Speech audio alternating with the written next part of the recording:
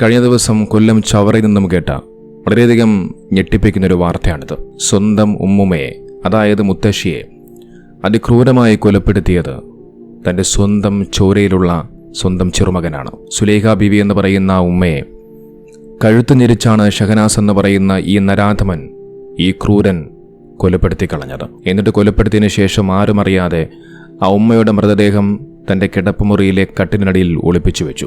സുലൈഖ ബീവിയുടെ മകളായിട്ടുള്ള മുംതാസിന്റെ മകനാണ് ഈ ഷഹനാസ് എന്ന് പറയുന്നവൻ. സുലൈഖ ബീവിയുടെ മകളായിട്ടുള്ള മുംതാസ് ഒരു കല്യാണത്തിന്, വിവാഹത്തിന്റെ ഭാഗമായിട്ട് പോകുന്ന സമയത്താണ് ഈ ഒരു ക്രൂരമായ കൊലപാതകം നടക്കുന്നത്. ഉമ്മയെ കാണാതായതറിഞ്ഞ് വീട്ടിലേക്ക് തിരിച്ചെത്തിയ ഈ മുംതാസ് എന്ന് പറയുന്ന ഈ സ്ത്രീ വലിയ രീതിയിൽ വിഷമത്തിലാവുകയും പിന്നീട് ആത്മഹത്യയ്ക്ക് ശ്രമിക്കാൻ ഒരുങ്ങുകയും പിന്നീട് പോലീസൊക്കെ വന്ന് രക്ഷപ്പെടുത്തി നടക്കമുള്ള കാര്യങ്ങൾ പുറത്തു വരികയും ചെയ്യുന്നുണ്ട്. ഇവനാളത്ര ചില്ലറക്കാരനൊന്നുമല്ല. പല വിധത്തിലുള്ള കേസുകൾ ഇവൻ്റെ പേരിലുണ്ട്. കഞ്ചാവ് കേസുകളും വധശ്രമം അടക്കമുള്ള 5 കേസുകളിൽ പ്രതിയാണിവൻ. മാത്രമല്ല, ഒരു മദ്രസ വിദ്യാർത്ഥിയെ മുറിവേൽപ്പിച്ച കേസിലും ഇവൻ പ്രതിയാണ്. ഇതുപോലെയുള്ള ക്രിമിനൽ സ്വഭാവമുള്ള ഇത്തരം ക്രിമിനലുകളായിട്ടുള്ള ആളുകൾ താമസിക്കുന്ന വീടുകളിൽ ഒരുപക്ഷെ ഇതിനപ്പുറവും സംഭവിക്കാം. ഏതായാലും ഈ നരാധമനെ പോലീസ് പിടികൂടിയിട്ടുണ്ട്. എന്തിനാണ് പിടികൂടുന്നത്? കൂടിപ്പോയാൽ ഇവനെ ജയിലിൽ കൊണ്ടടയ്ക്കും. ഇത്ര വർഷത്തേക്ക് ജയിൽ ശിക്ഷ വിധിക്കും. പിന്നീട് ആ ജയിൽ ശിക്ഷയൊക്കെ കഴിഞ്ഞതിന് ശേഷം ഇവൻ തിരിച്ച് വീണ്ടും ഈ സമൂഹത്തിലേക്ക് ഇറങ്ങി വരും. വീണ്ടും കൊലപാതകങ്ങളും ആക്രമണങ്ങളും കഞ്ചാവും ലഹരിയും മയക്കുമരുന്നുമായി ഇതുപോലെയുള്ള കേസുമായി വീണ്ടും മുന്നോട്ട് പോകും. ഇതൊക്കെയാണ് നമ്മുടെ നാട്ടിൽ സ്ഥിരമായി സംഭവിച്ചുകൊണ്ടിരിക്കുന്നത്.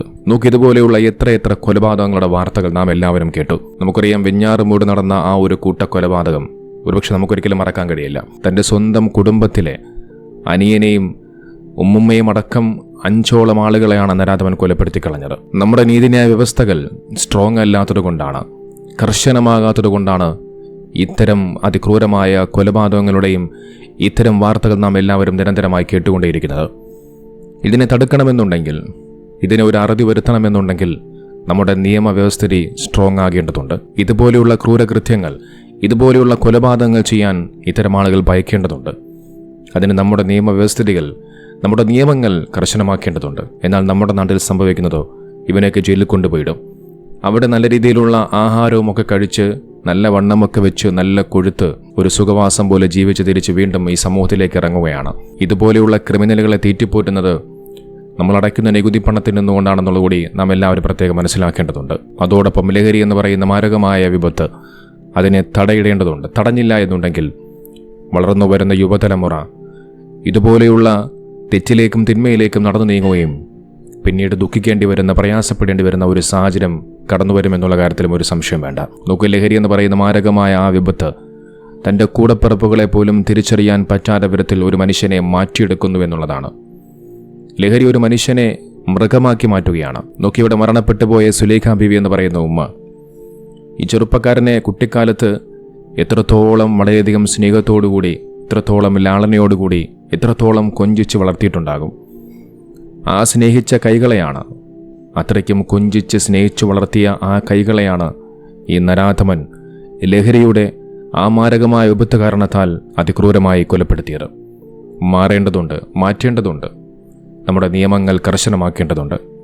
ഇല്ലെങ്കിൽ നാം ഇപ്പോൾ സമൂഹമാധ്യമങ്ങളിലൂടെയും വാർത്താമാധ്യമങ്ങളിലൂടെയും കേൾക്കുന്ന ഇത്തരം വാർത്തകൾ ഒരുപക്ഷെ നാളെ നമ്മുടെ വീടിനടുത്ത് ഏതെങ്കിലും ഒരു വീട്ടിലായിരിക്കും സംഭവിക്കുക. എന്തിനേറെ ഒരുപക്ഷെ നമ്മുടെ വീട്ടിലൊക്കെ ആയിരിക്കും സംഭവിക്കുക. അള്ളാഹു നമ്മുടെ മക്കളെ കാത്തുരക്ഷിക്കട്ടെ. നമ്മുടെ മക്കളെ അള്ളാഹു സ്വാലിഹത്തായ സന്താനങ്ങളാക്കി മാറ്റുമാറാകട്ടെ. ഇതോടൊപ്പം മറ്റൊരു സങ്കടകരമായ ഒരു വാർത്ത കൂടി ഞാൻ പറഞ്ഞു വയ്ക്കാം. ഏതാനും ദിവസങ്ങൾക്ക് മുമ്പാണ് ഞാൻ ഇതുമായി ബന്ധപ്പെട്ട വാർത്ത കേട്ടത്. അതിനെക്കുറിച്ച് പറയാതെ പോകാൻ കഴിയില്ല. നജാഫ് എന്ന് പറയുന്ന സഹോദരൻ, അദ്ദേഹത്തിൻ്റെ ജീവിതത്തിലുണ്ടായ വളരെയധികം ദുഃഖകരമായ, വളരെയധികം പ്രയാസകരമായ ഒരു വാർത്തയാണ്. അദ്ദേഹം കണ്ണിലെ കൃഷ്ണമണി പോലെ കാത്തു സൂക്ഷിച്ച, ഒരുപാട് സ്നേഹവും ലാളനയും ഒക്കെ കൊടുത്തു വളർത്തിയ, തങ്ങളുടെ പ്രിയപ്പെട്ട 2 മക്കൾ നഷ്ടപ്പെട്ടു പോയ ഒരു മനുഷ്യനാണ് നജാഫ് എന്ന് പറയുന്നത്. നമുക്കറിയാം, അദ്ദേഹം ഇപ്പോൾ കടന്നു പോകുന്ന ആ ഒരു പ്രയാസം, അതിൻ്റെ ആഴം എത്രത്തോളം ഉണ്ടാകും എന്നുള്ളത് നിങ്ങൾക്കെല്ലാവർക്കും മനസ്സിലാകും. നമുക്കറിയാം, നാം എല്ലാവരും നമ്മൾ ജീവനോളം സ്നേഹിക്കുന്നവരാണ് നമ്മുടെ മക്കളെന്ന് പറയുന്നത്. ആ മക്കൾക്ക് ചെറിയൊരു പനി വരുമ്പോഴോ, ചെറിയ എന്തെങ്കിലും മുറിവുകൾ പറ്റുമ്പോൾ പോലും നമ്മൾ വല്ലാതെ ആശങ്കപ്പെടാറുണ്ട്, ഭയപ്പെടാറുണ്ട്. നമ്മുടെ മനസ്സുകൾക്ക് വല്ലാതെ സങ്കടമുണ്ടാകാറുണ്ട്. എന്നാൽ ഇവിടെ നോക്കൂ, നജാഫ് എന്ന് പറയുന്ന ആ സഹോദരൻ്റെ മക്കൾ രണ്ടുപേരും മരണപ്പെട്ടു പോയിരിക്കുകയാണ്. ഏതാനും മാസങ്ങൾക്ക് മുമ്പാണ് അദ്ദേഹത്തിൻ്റെ 10 വയസ്സ് മാത്രം പ്രായമുള്ള ആമിന എന്ന് പറയുന്നൊരു പൊന്നുമോൾ മരണപ്പെട്ടു പോയത്. ആ പൊന്നുമോൾ ജന്മനാൽ തന്നെ ആരോഗ്യ പ്രശ്നങ്ങളൊക്കെയുള്ള ഒരു കുട്ടിയാണെന്നാണ് പറഞ്ഞു വെക്കുന്നത്. ആ ആരോഗ്യ പ്രശ്നങ്ങൾക്കിടയിലും നജാഫും അദ്ദേഹത്തിൻ്റെ ഭാര്യയുമൊക്കെ നല്ലതുപോലെ നല്ല കരുതലോടുകൂടി ആ പൊന്നുമകളെ നോക്കിയിരുന്നു. പക്ഷെ പിന്നീട് അങ്ങോട്ട് ആ മകൾക്ക് 10 വയസ്സെടുക്കുമ്പോൾ ആ മകൾ മരണപ്പെട്ടു പോവുകയാണ്. ആ മകൾ അവരിൽ നിന്നും വേർപിരിഞ്ഞു പോവുകയാണ്. അത് അവരെ സംബന്ധിച്ച് വല്ലാത്തൊരു പ്രയാസകരമായ, വലിയ ദുഃഖകരമായ ഒരു വാർത്തയായിരുന്നു. എന്നാൽ വേദനാസഹജമായ ആ ഒരു സാഹചര്യത്തിലൂടെ അവർ കടന്നു പോകുമ്പോൾ അവർക്കൊരല്പമെങ്കിലും ആശ്വാസമുണ്ടായിരുന്നത് അവരുടെ മൂത്ത മകനായിട്ടുള്ള റിദാൻ എന്ന് പറയുന്ന ഒരു മകനായിരുന്നു. വെറും 22 വയസ്സാണ് ആ മകൻ്റെ പ്രായമെന്ന് പറയുന്നത്. ഏതാനും ദിവസങ്ങൾക്ക് മുമ്പ് ഈ മകന് ചിക്കൻ ബോക്സ് ബാധിക്കുകയുണ്ടായി.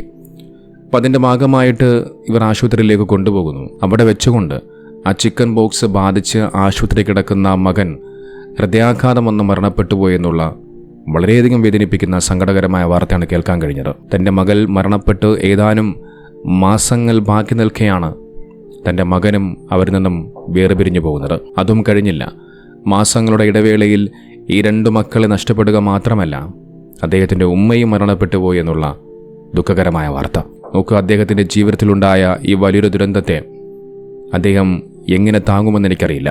വാക്കുകൾ കൊണ്ടൊരിക്കലും ആ മനുഷ്യനെ ആശ്വസിപ്പിക്കാൻ കഴിയില്ല. കാരണം അത്രമേൽ വലിയ ഒരു ദുരന്തമാണ് ആ മനുഷ്യനിൽ ഉണ്ടായിരിക്കുന്നത്. ഈ 2 മക്കളുടെയും ചിത്രങ്ങൾ സമൂഹമാധ്യമങ്ങളിൽ പങ്കുവെച്ചുകൊണ്ട് പലരും അതിന് അടിക്കുറിപ്പെഴുതിയത് അവനും അവൻ്റെ കുഞ്ഞിപ്പെങ്ങളുടെ അടുത്തേക്ക് യാത്രയായി എന്നുള്ളതാണ്. അതോടൊപ്പം അതിന് താഴെ ചില വേദനിപ്പിക്കുന്ന വരികളും ഉണ്ടായിരുന്നു. ആ വരികൾ ഇങ്ങനെയാണ്: കടലിനോട് ചേർന്ന് കാലപ്പഴക്കം ചെന്ന നാട്ടിലെ പള്ളിക്കാട്ടിൽ ഒരു കൊച്ചു കബർ നിശബ്ദമായി കിടപ്പുണ്ട്. ആ കബറിൻ തലയ്ക്കൽ ഒരു കുഞ്ഞിൻ്റെ നിഷ്കളങ്കമായ ചിരി പോലെ ചുവന്ന പനിനീർ പൂക്കൾ എന്നും വിരിഞ്ഞു നിൽക്കും. പൂക്കൾക്ക് വാട്ടമില്ല. അവയിൽ ഉറങ്ങുന്നത് നജാഫിൻ്റെ മകൾ ആമിനയാണ്. നാട്ടിലുണ്ടെങ്കിൽ ഓരോ പ്രഭാതത്തിലും നജാഫ് ആ കബറിനരികിലെത്തും. വാടാത്ത പൂക്കളെ അതിലേറെ സ്നേഹത്തോടെ നനയ്ക്കും, തലോടും. കാണുന്നവരുടെ കണ്ണു നനയിക്കുന്ന സ്നേഹത്തിൻ്റെ ആ വിതുമ്പൽ കാഴ്ച. മകളുടെ കബറിലെ പൂക്കൾ വാടും മുമ്പേ വിധി നജാഫിനെയും ഭാര്യ ജിഷാനെയും വീണ്ടും പരീക്ഷിച്ചുകൊണ്ടിരിക്കുകയാണ്. മനോഹരമായി പുഞ്ചിരിക്കുന്ന നിഷ്കളങ്കരായ 2 മക്കൾ. ആ 2 മക്കൾക്കും അല്ലാഹു സ്വർഗം പ്രദാനം ചെയ്യട്ടെ. നജാഫ് എന്ന് പറയുന്ന ആ പ്രിയപ്പെട്ട സഹോദരൻ, അദ്ദേഹത്തിന് സഹിക്കാനും ക്ഷമിക്കാനുമുള്ള മനസ്സ് കൊടുത്ത് അനുഗ്രഹിക്കട്ടെ. നമുക്ക് പ്രാർത്ഥിക്കാൻ മാത്രമേ സാധിക്കുകയുള്ളൂ. പ്രാർത്ഥനയാണ് എല്ലാറ്റിൻ്റെയും മരുന്ന് എന്ന് നമുക്കെല്ലാവർക്കും വ്യക്തമാണ്. പ്രാർത്ഥിക്കുക. ആ 2 പ്രിയപ്പെട്ട മക്കൾക്ക് വേണ്ടി, ആ മക്കളുടെ വിയോഗത്തിൽ പ്രയാസപ്പെടുന്ന ആ മനുഷ്യന് വേണ്ടി നിങ്ങളെല്ലാവരും ആത്മാർത്ഥമായി പ്രാർത്ഥിക്കുക.